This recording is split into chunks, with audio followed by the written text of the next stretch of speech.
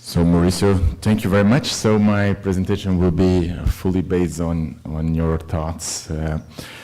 First, I would just like to say that those of you who would like to present questions to the panel, we will use a website called Slido, SLI.do, and the password for the conference is MACA, M-A-C-A, so, or make M&A cool again, as Mariana said, so you can already start presenting questions to us. So my presentation is titled No Disclosure, No Data, No Future. And the idea here is to really discuss a few of the consequences of these differences in the institutional systems between mainly the US and Brazil that Maurizio already presented. And to demonstrate how important it is, I would like to give an example that following Mariana's reference to Gilson's idea of the beetle and the entomologist would be the importance for, let's say, the beetle. We know that in the US now, there are many companies that provide due diligence services based on artificial intelligence. And for that to work, you need machine learning. You need computers to learn from things that are real and that would represent, you know, for example, in this case, contracts that would exist in real life. And in the US, it's really easy to do that because most of those agreements are available on the EDGAR system of the SEC, and companies can, you know, just download them, and machines can learn from actual contracts. So when we were asked by one of those companies, how could we do that in Brazil? I said, we can't, you know, we can't. There are no public documents available. You can do it as much as you can with shareholders agreement, and my students have done their share of studying shareholders agreement, and I'm actually really bored of shareholders agreement, and I'm happy that one of my PhD students is now studying how courts really don't care about shareholders agreement in Brazil. And you know, there is a fetishism about shareholder agreements in Brazil. She's here today, and I'm very happy of this, you know, next frontier. But what happens is that they ask, well, can law firms provide me with contracts? No, they can't. They can't breach privilege. So you cannot do that. So can you do machine learning with like model agreements? No, you can't. You can't do machine learning with model agreements. They need like 1,000 samples to really be able to teach a computer how to read contracts. So what might happen in the future is that, you know, somehow we will not be able to use those mechanisms to do M&A deals in Brazil. And as Maurizio said, deals in Brazil will be more expensive, slower than in the rest of the world, or at least in the US, and those facts will make targets in Brazil less valuable than they could eventually be. So that's a problem. But that's the Beetleville. Of course, somehow we need to understand how that fact might impact this society in its entirety. And you might know that every single institutional arrangement, it needs something called legitimacy. We know that even private property needs legitimacy, and the M&A system also needs legitimacy. So we need to think about what is the purpose of the M&A system. In my Beetle view, the purpose of M&A system is to pay my fees and generate a lot of work for the firm. But that's the Beetle view. If you have the entomologist view, you would see how the M&A system is important for society as a whole. And there are several aspects that demonstrate why having a very effective, a very dynamic M&A market is important for society. One of the most highlighted purposes would be to have competition for corporate control among shareholders and among managers. So this would lead, first, among shareholders, that's a more contemporary view, so it's the competition to eventually take a company private that Maurizio mentioned. That's sometimes good. You take a company private, you might eventually improve its management, and you take it public a few years later down the road. And the competition among managers is really important to, make managers uncomfortable, make them work better, make them be more creative, make them be more cost efficient, and eventually even more transparent. The other purpose is to improve efficiency of asset allocation in society in its entirety. So you have companies that become more efficient, but you also would have the opportunity of eventually allocating the assets of a company for which there is no market anymore, and providing those assets to other companies that will make better use of those assets. Assets, broadly speaking, you can even be talking about workforce. Another purpose of M&A is to incorporate new technologies by large companies. Sometimes it's really hard to make a large company change and adopt new ideas, and eventually by buying a startup, you would be doing a very good service to society. You would make a giant just move faster, be more efficient, provide better services to their clients. Another important purpose of the M&A sector is to reduce the number of reorganization and bankruptcy proceedings. So if you have a strong M&A practice, you would have more of what we call like a white knight, a company that appears in a moment of fragility of other companies and buy their assets, buy the entire company, and reorganize it without the need of actually requiring a judicial proceeding.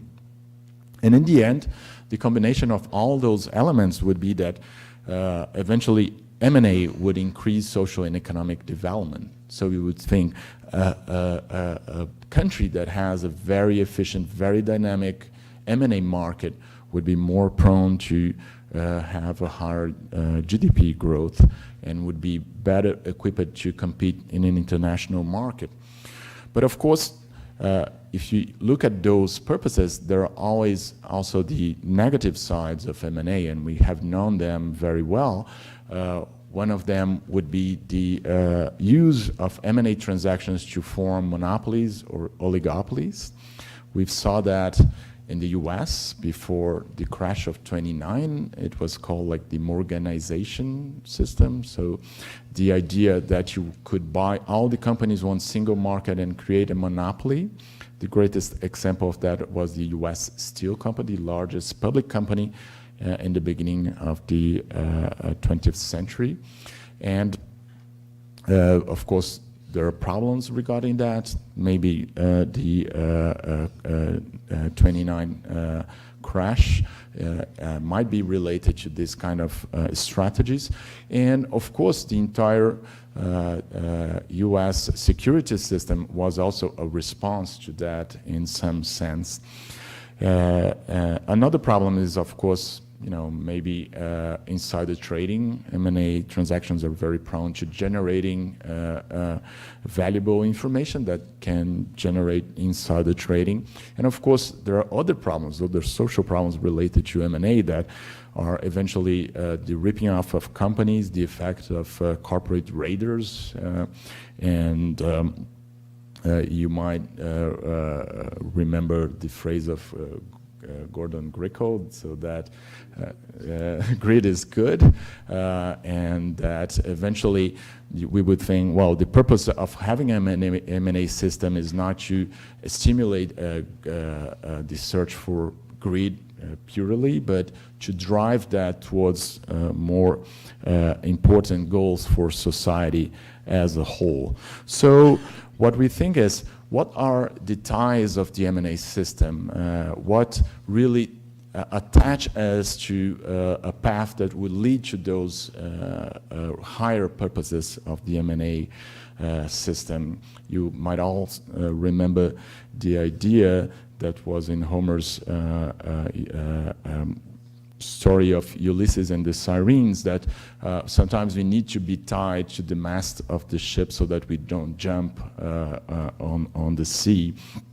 And with the M&A system, you also need those ties that tie you to the mast, that prevent you from doing something that might be good for you from the perspective of the bidder, but in the long run will hurt you, will hurt the system, will reduce the number of transactions, and will end up underdeveloping the M&A system. So those ties, in my opinion, are first transparency. So transparency is one element that really helps you to move towards those higher purposes of the M&A transactions, that really put lenses on every single transactions and make sure that those transactions are not being done in the interest of a very limited number of individuals, but for the benefit of society as a whole. And the means for transparency is disclosure, and Maurizio gave a very good example of that. Another element is not basically a legal element, but it's to have a class of deal makers, of highly equipped, competent, committed deal makers among mostly bankers and lawyers. So in a sense, to have a class of deal makers is important for the economic development of our country. People who really believe that their skill is the most important. If we understand the effect of artificial intelligence in society as a whole, we see that this is really important. Some M&A lawyers might be afraid, saying, you know, I grew up, you know, I developed my career doing due diligence, and then a machine will do this due diligence. What will I do? Well, you will do the most important work, that is the work that Mariana and Maurizio highlighted already, which is the work of transactional engineers. You will create new agreements. You will do new things that do not exist nowadays that computers cannot do. And the other element that we need, Maurizio highlighted in the beginning of his presentation, is clear rules of the game. So we need laws and regulations that are also transparent, that are reliable. So we need a very strong regulator. We need a very strong securities authority. And in the end, we need what I call room for creativity. So it's both the use of technology and the openness for new contractual designs. So it's the capacity to understand that, due to the fact that, as Maurizio highlighted, we cannot have one single system, one single legal system in the entire world, and also not only we can't, but it's also not desirable because it would exactly limit creativity. What we want is to have the capacity to develop, for example, our own Brazilian M&A system, and that it might be different from the US, it might be different from the English system, it might be different from the Japanese, the Chinese system, but it might be efficient considering our own social conditions, and that would be our desire. So, one example of how we could achieve that is by eventually having the disclosure of material agreements that Maurizio mentioned. And to give an example, we would try to understand how does it really improve the entire system. That would be just, you know, the change of one single rule. And if we look at how it would change the system looking towards the future, what we can eventually see about that. Well, it would help in the control of self-dealing, in the control of transactions with conflict of interest. It creates more transparency. We would understand better how it works. I won't cite names, but many of the greatest collapses that we had in recent history in the Brazilian capital markets were a result of self-dealing, contracts among companies with common control, and we know the damage that it can do to individual companies and to the market in its entirety. The other important effect of this disclosure is the control of expropriation of minority shareholders. So we might identify contracts that are really damaging for the company as a whole and that are devised with specific purposes, sometimes for the benefits of managers. And we would eventually even prevent the existence of those transactions if those involved in making them would know that those agreements would have to be disclosed to the public. The other effect is the control of insider trading. It would have much more information on the opportunities for those asymmetry of informations to create basically room for criminal activities in the public markets would be much reduced. The other effect is something that was already mentioned, that is the benefits of contractual standardization. So we would be able, by looking at many contracts, identify certain issues which are not really an issue. Like you have several very sophisticated market practitioners that reach the same conclusion over and over again about things that really, you know, it shouldn't matter. You shouldn't spend time negotiating those issues.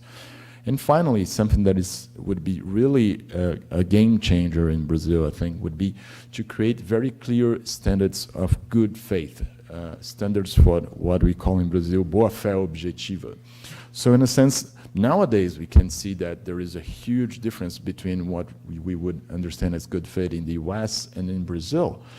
But if we look actually at the text of the law, Brazilian Civil Code, the customs should be a source of our understanding of what boa-fé objetiva really is. So if we look at the customs, at the practice, we would understand, and courts would have a reference for what the standard for good faith actually is in Brazil. Nowadays, we don't know that. You know, they have to hire experts to say what the standard of good faith is. And so as a bidder, probably would lose a lot of opportunities for expert opinions if that actually happened. But for the society as a whole, that would be extremely beneficial because we would have more legal security on what the courts would understand, and even judges would have more of a ground to provide their decisions, and we would also save a lot of time in Brazil with certain matters that should not brought to court or arbitration eventually. And how would we get to that point, and how this would affect our day-to-day life? And I would like to give an example that was actually something that, an opportunity that was provided for me, actually by Maurizio. He might not remember that, but I was a summer student at Debevoise, and I don't know if you have had this experience before, but I remember that when I was doing that, there was a joke among my classmates, among different firms, that they would say, you know, don't be so happy about what happens during the summer, because the summer is like heaven, and when you come back to work, it's like hell.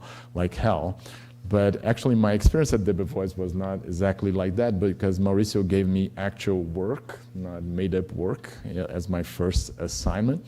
And it was actually a transaction for a deal in Brazil that I was supposed to compare at least 3 precedents of agreements and make a table in which I would put every single provision of that agreement and compare. And there were some limitations on that. I should find companies that were basically the same size. Deals should have been done in Brazil, and you know, in the same sector. And when he was saying that, I tried to put, you know, a good face and pretend that I really understood what was going on, but I really had no idea. Like, how come I will call my friends and get those contracts? How can I get those contracts, those precedents? And he just told me, you know, go talk to the librarian. And I did that, and then the librarian explained to me that there was this system, the Edgar system of the SEC, and then I learned, you know, that U.S. public companies were required to disclose those agreements. And oh my God, that's beautiful, that's wonderful. And, you know, I basically told the librarian exactly what Maurizio told me, and, you know, suddenly, you know, about half an hour later, I got an email with those 3 agreements, and they were perfect. And then I had this tremendous experience of spending, you know, a few days, you know, desiccating that agreement. But when I came back to Brazil, I really missed that. You know, it was very clear to me how much better this opportunity made my my work.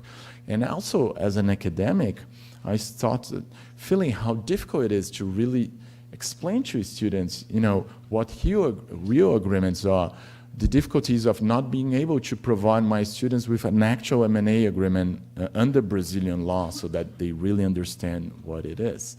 And for example, in the US, we have this system that I'm putting on the screen that is from the University of Missouri.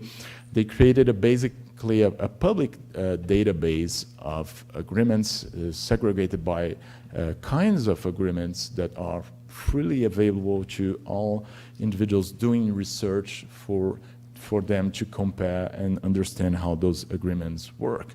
And if you look at the topic of our discussion, so also companies can look at those agreements, law firms can look at those agreements, and software companies that need to train their computers can also look at those agreements freely. And you can imagine how important it is from the perspective of the lawyer, of the professor, of the student, of computers to have all this information really available. So one question that we might have is, would all those elements, all this information really mean the death of contract law? So we would get to a level of standardization that would be so substantial that we would not even need conferences like that anymore, since not only we are having the use of artificial intelligence on due diligence, but also on contractual assembly. And eventually you would think, well, you would not even need a lawyer to have an M&A agreement. Also, it's a trend that regulators are also becoming automated. Courts and arbitration panels as well. So in an environment like that, the due diligence is done by artificial intelligence, and you can have the option of contracts being assembled by computers as well. What is the whole of deal makers? So in my view, the whole of deal makers is to focus on the core issues. Complicated issues will continue to exist. So actually, the value of contract design with all that information, all that use of technology will increase, will not decrease. So the function of a lawyer or of a banker as negotiators will be even more important. We will do eventually even more deals, and the activity of the lawyer will be more focused on actually creating new institutions, creating new legal arrangements. So that's the idea. If eventually you have no disclosure, no data, you will have no future in the market. Our market, let's say in Brazil, will be branched out. We will have companies that, while doing a deal in Brazil, would just do one simple thing. They will say, I will not do this deal in Brazil. I will ask you to form a holding company in an offshore jurisdiction, and we will regulate all the corporate matters abroad. You know, you will no longer be a shareholder in a Brazilian company. You will be a shareholder in a Cayman company, in a Luxembourg company, in an Irish company, in a Dutch company. And it's not something that I'm making up out of my mind. Most of the venture capital industry in Brazil is already operating in this, according to this trend. So what are we losing with that? We are losing the capacity to create our own model of regulating companies, of doing deals. And the thing is, as countries compete for technology, countries also compete for institutions, because institutions make economies work better sometimes. And if you have better institutions, you will have a more efficient economy. So we are basically losing the opportunity of having a competitive advantage in the world and basically making our society better.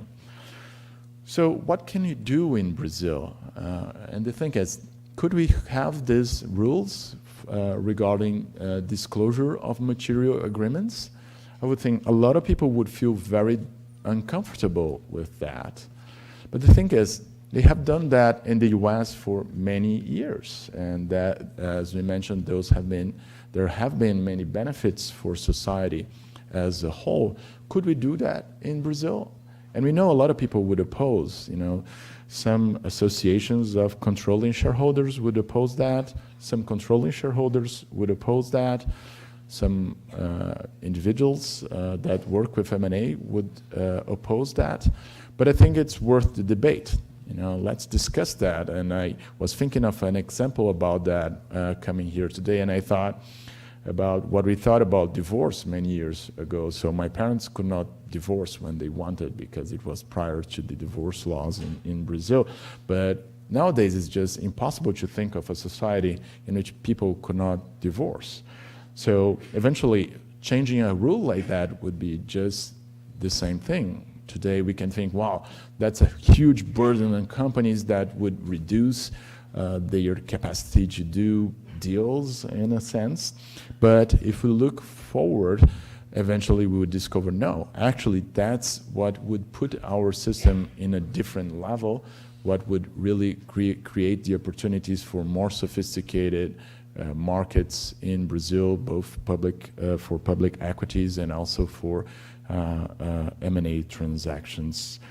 So thank you very much, and I will now hand over the microphone to Mariana.